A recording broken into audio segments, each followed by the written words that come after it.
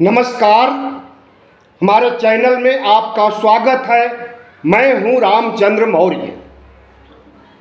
साथियों, देश में जिस तरह से अल्पसंख्यकों के साथ सौतेला व्यवहार, अल्पसंख्यकों की प्रॉपर्टी, अल्पसंख्यकों के धर्म स्थल और संपत्ति पर डाका डालने का काम आज की मनुवादी सरकार और हिंदू संगठनों ने किया है, वह सिर्फ भारत ही नहीं, दुनिया के लिए चिंता का विषय है। सिर्फ बौद्धों पर अत्याचार नहीं हो रहा, सिर्फ बौद्धों के बौद्ध विहार नहीं हड़पे जा रहे हैं, बल्कि मुसलमानों की प्रॉपर्टी, मुसलमानों के धर्म स्थल को भी तहस नहस करने और उन धर्मस्थलों पर हिंदू धर्म का पताका फहराने, हिंदू धर्म का मंदिर बनाने का जो सिलसिला अयोध्या से शुरू हुआ है, वह पूरे भारत में अफरा तफरी का माहौल कायम कर दिया है। और जिस तरह से अल्पसंख्यकों के अस्तित्व पर, अल्पसंख्यकों की प्रॉपर्टी पर, अल्पसंख्यकों के धर्म स्थलों पर प्रश्न चिन्ह खड़ा हो गया है, उसके लिए अमेरिका भी चिंतित है। कल अमेरिका से एक रिपोर्ट आती है, United states commission of international religious freedom, उसमें चिंता व्यक्त की गई है कि भारत में अल्पसंख्यकों पर जो अत्याचार हो रहा है वह बदस्तूर बढ़ता जा रहा है।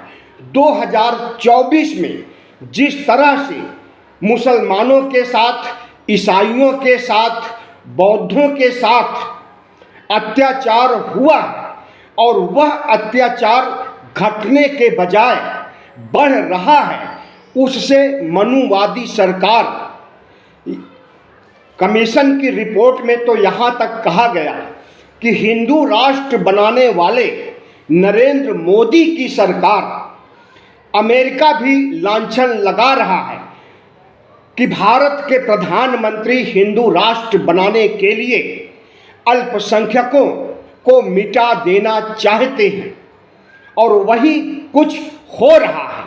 बोध गया में 12 फरवरी से बोध गया मुक्ति आंदोलन चल रहा है। लगभग 1.5 महीने हो गए, लेकिन बिहार सरकार के कानों पर जूं नहीं रेंगी और जो वाजिब मांगे बुद्धिस्टों की हैं, उसे मानने की दिशा में या बातचीत करके समस्या को सलटाने की दिशा में कोई ठोस प्रयास नजर नहीं आ रहा है। बोध गया आंदोलन सिर्फ भारत का आंदोलन नहीं है।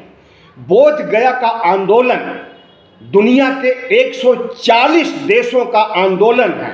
इन 140 देशों में कहीं कहीं तो बौद्ध धर्म राष्ट्रीय धर्म के रूप में अपनाया गया है, और वह देश छोटे मोटे देश नहीं हैं, विकसित देशों की फेहरिस्त में आते हैं। जापान का नाम ले लीजिए, ताइवान का नाम ले लीजिए, चीन का नाम ले लीजिए, यहाँ पर बुद्धिस्ट बहुतायत है, और कमोबेश पूरी दुनिया के बुद्धिस्ट अगर बोध गया मुक्ति आंदोलन को समर्थन दे रहे हैं और अपने अपने देशों में आंदोलन, जुलूस, धरना प्रदर्शन कर रहे हैं, यहाँ तक कि अमेरिका में भी धरना प्रदर्शन हो चुका है और बोध गया मुक्ति आंदोलन के लिए समर्थन जताया गया है, और यह मांग की गई है कि ब्राह्मणों के चंगुल से बोध गया को मुक्त किया जाना चाहिए। आंदोलन चलते हुए लगभग 1.5 महीने हो गए हैं, लेकिन जिस तरह से आंदोलन को दबाने या यूं कहें कुचलने की दिशा में हिंदूवादी संगठनों ने काम किया है, और जिस तरह से धरना स्थल से उन्हें हटा करके कहीं और शिफ्ट करने और जहां शिफ्ट किए वहां पर भी आंदोलन में गतिरोध उत्पन्न करने की भरपूर कोशिशें की गई हैं, लेकिन आंदोलन खत्म होने का नाम नहीं ले रहा है और खत्म होगा भी नहीं। 5 अप्रैल 2025 को अशोक जयंती पड़ रही है।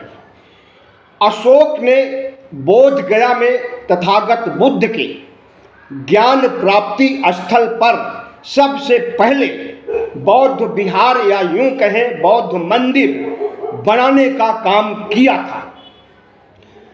तो अशोक का जो योगदान है, तो अशोक के जन्मदिन पर उन्हें याद करते हुए, अशोक से प्रेरणा ग्रहण करते हुए देश भर के ही नहीं बल्कि विदेशों के भी बुद्धिस्ट बोध गया पहुंच रहे हैं। और इस बोध गया आंदोलन को जिन बड़े देशों ने समर्थन दिया है और बोध गया मुक्ति आंदोलन को सफल बनाने के लिए जो प्रयास किया है, उसमें तेजी से बढ़ोतरी होने वाली है और 5 अप्रैल से आंदोलन और जोर पकड़ने वाला है। बौद्धों का आंदोलन है, इसलिए उग्र नहीं हो सकता। शांतिपूर्वक, शांतिपूर्ण ढंग से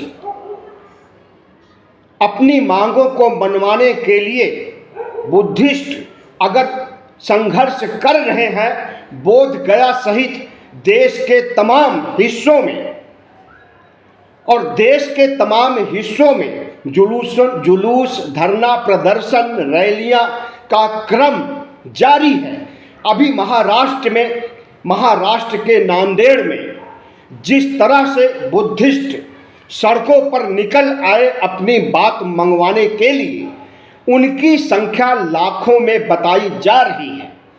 बौद्ध धम्म का पताका लिए हुए बाबा साहब डॉक्टर भीमराव अंबेडकर तथागत बुद्ध की जयकार करते हुए जिस तरह से नांदेड़ में एक बड़ी भीड़ जुलूस की शक्ल में सड़कों पर रेंगने लगा कि महाराष्ट्र ठहर गया है थोड़ी देर के लिए।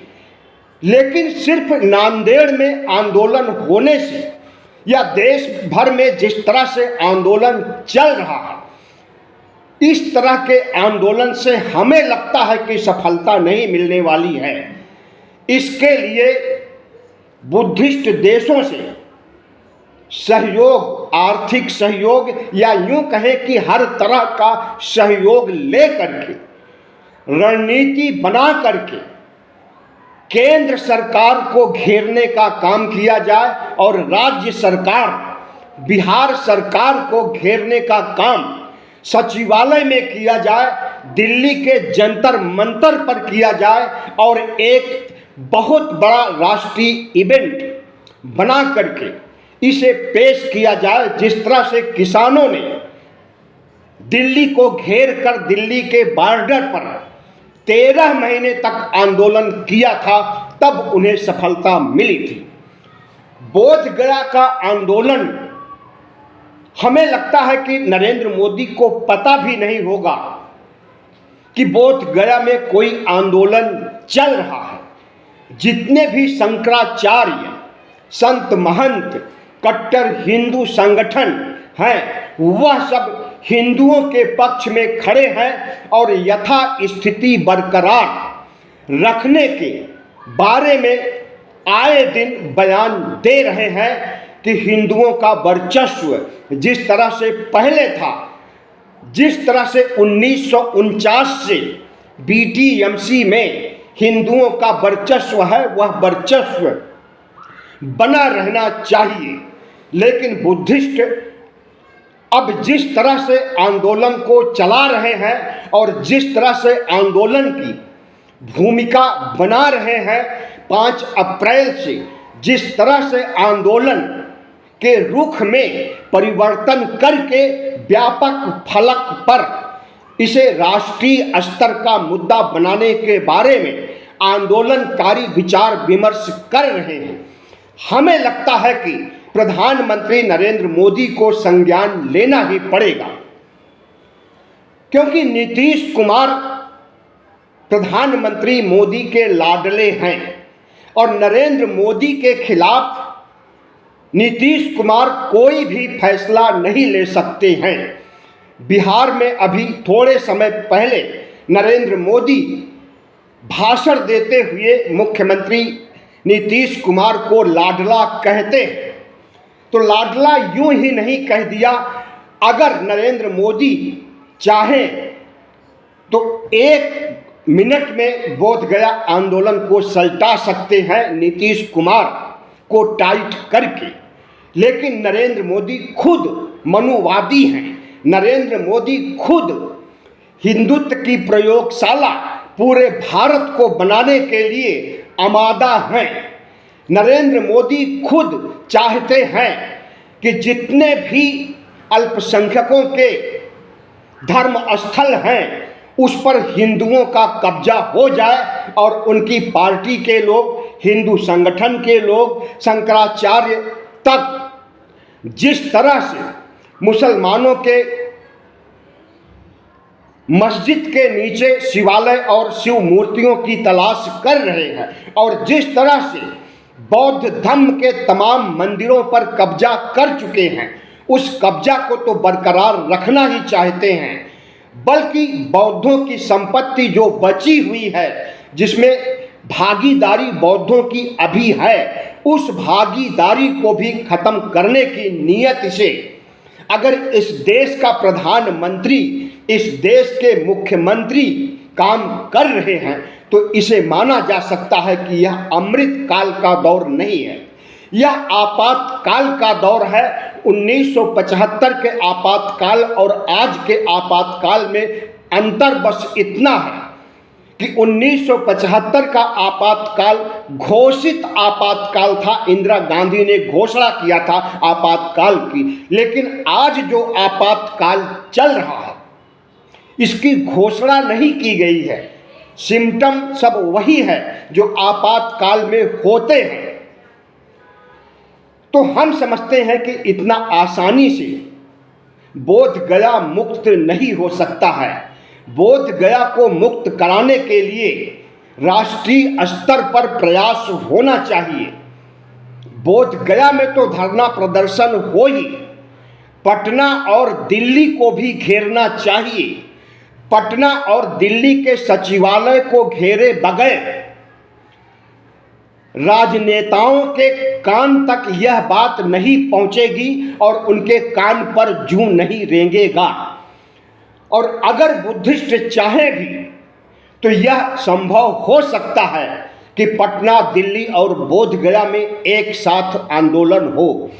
इस आंदोलन को देश के ओबीसी, एससी, एसटी, अंबेडकरवादी सबका समर्थन मिल रहा है, या यूं कहें कि देश की आधे से अधिक आबादी, 85% आबादी का समर्थन जिस आंदोलन को मिल रहा है, उस आंदोलन को खत्म करने या उस आंदोलन की मांगों को नजरअंदाज करने का काम नरेंद्र मोदी नहीं कर सकते हैं। बस होना यह चाहिए कि आंदोलन जो बोधगया में है उसे व्यापक फलक पर ला करके राष्ट्रीय स्तर का आंदोलन बनाया जाए और अंबेडकरवाद, बुद्धिस्ट आंदोलन से जुड़े हुए जितने भी बड़े नेता, भंते, भिक्षु, उपासक और बौद्ध धर्म के समर्थक, उपासक, उपासिका जितने भी हैं, सबको इसके लिए कमर कसनी पड़ेगी। जो आंदोलन में शामिल नहीं हो सकते उन्हें भी आर्थिक रूप से सहयोग करना पड़ेगा। और ओबीसी, एससी, एसटी में कुछ कारपोरेट घराने भी हैं, उन कारपोरेट घरानों से भी सहयोग लेना पड़ेगा, खास करके आर्थिक सहयोग, क्योंकि कोई भी आंदोलन पैसों के बगैर नहीं हो सकता है। और अगर पैसे नहीं हैं तो आंदोलन, बड़ा आंदोलन नहीं खड़ा किया जा सकता है। और हमें लगता है कि जिस तरह से बोधगया में पिछले 1.5 महीने से आंदोलन चल रहा है, इस तर्ज पर आंदोलन चलाने पर प्रधानमंत्री नरेंद्र मोदी या दिल्ली दरबार के लिए समस्या नहीं बनेगी। उस समस्या को खड़ा करने के लिए, अपनी बातों को मनवाने के लिए अगर सभी बुद्धिस्ट अम्बेडकरवादी जो कि दलित आंदोलन से जुड़े हैं, अंबेडकर के मिशन को आगे बढ़ाने का प्रयास कर रहे हैं और 22 प्रतिज्ञाओं के तहत इस देश के तथाकथित हिंदू जो ओबीसी एससी एसटी के लोग अपने को हिंदू मानते हैं, उन्हें बुद्धिस्ट बनाने के लिए आए दिन लगभग सभी बड़े शहरों में बौद्ध धर्म ग्रहण कर रहे हैं ओबीसी एससी एसटी के लोग। जनगणना के अनुसार हमारे देश में बुद्धिस्टों की संख्या 1% भी नहीं है, 0.8% है। लेकिन वास्तविक धरातल पर देखिए तो इस समय आधे से अधिक ओबीसी एससी एसटी के लोग अपने को अंबेडकरवादी भी कहते हैं और बुद्धिस्ट भी कहते हैं। सोशल मीडिया उठा करके देखिए तो वहाँ पर आपको मनुवादी या यूँ कहें कि हिंदूवादी ओबीसी एससी एसटी के लोग 10% भी नहीं मिलेंगे। 90% से अधिक बुद्धिस्ट अम्बेडकरवादी आपको मिलेंगे। यानी जो पढ़ा लिखा तबका है ओबीसी एससी एसटी का, वह पूरा तबका बौद्ध धर्म में विश्वास करता है, अम्बेडकरवाद में विश्वास करता है और वही तबका वोटर भी है और वही तबका इस देश को हिंदू राष्ट्र बनाने से रोकने वाला भी है और वही तबका संविधान को बदले जाने के खिलाफ भी है। इसलिए ओबीसी एससी एसटी के पढ़े लिखे तबके को बोध गया आंदोलन में आकर के बोध गया को एक सुनियोजित ढंग से चला करके राष्ट्रीय स्तर पर अपनी बातें रख करके